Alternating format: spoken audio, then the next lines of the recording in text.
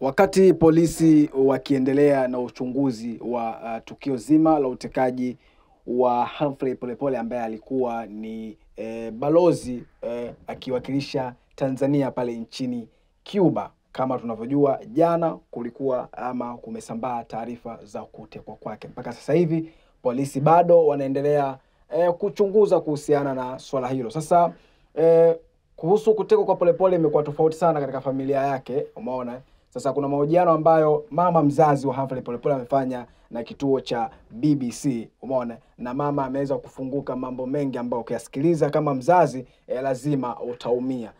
Katika moja ya vitu ambavyo mama amevizungumza ni kuwaomba watu ambao wamemshikilia Polepole ambao hawajulikani mpaka sasa hivi, ya kwamba either wamrudishe mtoto wake akiwa hai, lakini pia wakimuua anaomba wamrudishe ili aweze kumzika mtoto wake. Lakini pia katika mahojiano yao yanaonyesha kwamba mama ni mtu ambaye ni swala ambalo kiukweli kama mzazi lazima utaongea kwa uchungu, sababu mama anaonekana ni mtu ambaye kwanza kutokana na tukio hilo anaonekana hayuko sawa kwa sababu ya kuondokewa ama kutokumuona mtoto wake na kusemekana kwamba ametekwa. Na kama tunavyojua katika mazingira ya kutekwa kuna mawili: urudi ukiwa hai lakini ukiwa katika hali mbaya kwa maana ya umeumizwa na vitu vingine, lakini pia unaweza ukarudi katika hali ya maiti ukawa tayari kuna uhai, yani maana umekufa. Kwa hiyo mama akasema ya kwamba anaomba mtoto wake arudishwe akiwa hai, lakini hata kama akiuawa anaomba amzike mtoto wake yeye mwenyewe, kwa sababu yeye kama mzazi alipata shida sana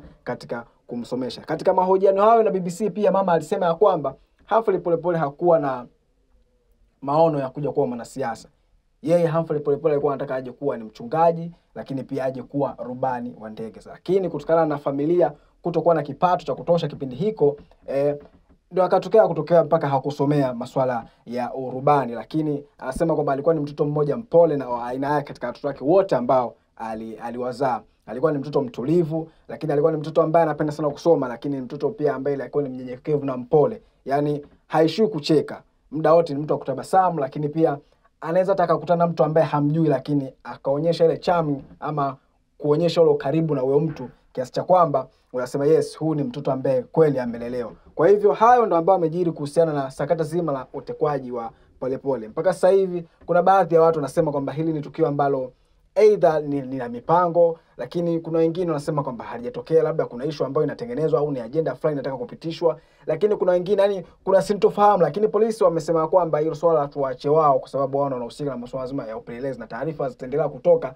nini kinachoendelea katika upande huo wa tukio hilo ambalo mpaka sasa hivi limeweza kuweka sura tofauti tofauti katika vichwa vya watu katika nchi yetu ya Tanzania. Kwa hivyo hilo ndo ambalo limejiri hapo, mama akiwa anaelezea kwa hisia nyingi sana na kwa uchungu kuhusiana na kupotelewa ama kutekwa kwa mtoto wake Humphrey Polepole. Yes, hilo ndo ambalo limejiri katika upande huu hapo, ambapo mama mzazi amefanya mahojiano na kituo cha BBC na kuweza kuzungumzia lile ambalo lipo ndani ya moyo wake na kuweza kuwaambia watu. Yes, na hilo ndo ambalo limejiri hapo. Lakini katika taarifa zote usiache kufuatilia Bongo5 TV pale mjini YouTube, lakini pia Instagram, Facebook pamoja na Twitter, kote huko tunapatikana kwa jina la Bongo5 TV. Unaweza kujipatia taarifa zote za kisiasa, kiburudani, michezo, lakini pia na taarifa kwa ujumla zote ndani ya mipaka Tanzania na nje ya mipaka ya Tanzania. Jina langu ni Kashimel Chapo, endelea kuwa na Bongo5 TV.